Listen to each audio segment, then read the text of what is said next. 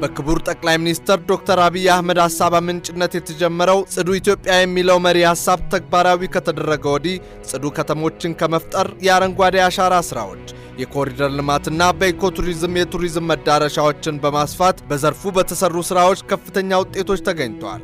የኢትዮጵያ አካባቢ ጥበቃ ባለስልጣን ይህንን በአገር አቀፍ ደረጃ የተሰሩ ስራዎችንና የተገኙ ለውጦችን ለማስቀጠል እንዲቻል በመጀመሪያ ዙር ብክለት ይብቃ ውበት ይንቃ በሚል መሪ ሐሳብ ለ6 ወራት በተካሄደው ንቅናቄ ከፍተኛ የህዝብ ግንዛቤና ተሳትፎ ተገኝቷል። በዚህም የህብረተሰቡ አካባቢን ከብክለት የመከላከል ባህል እያደገ መጥቷል።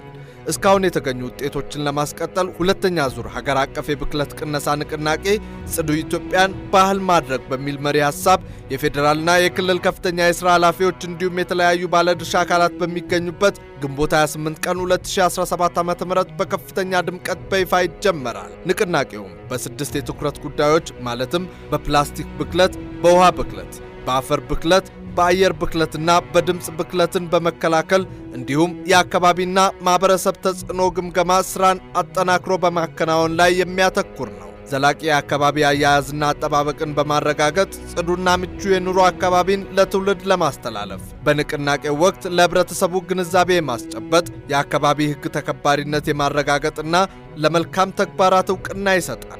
በመሆኑም ባለስልጣን መስሪያ ቤቱ ጽዱ ኢትዮጵያን እውን ለማድረግ የጀመረው ሀገር አቀፍ ንቅናቄ ውጤታማ እንዲሆን የመላው ህዝባችንና ባለድርሻ አካላት የተለመደ ተሳትፎና ድጋፍ እንዳይለየው ጥሪውን ያስተላልፋል። ጽዱ ኢትዮጵያን ለትውልድ እናስተላልፍ።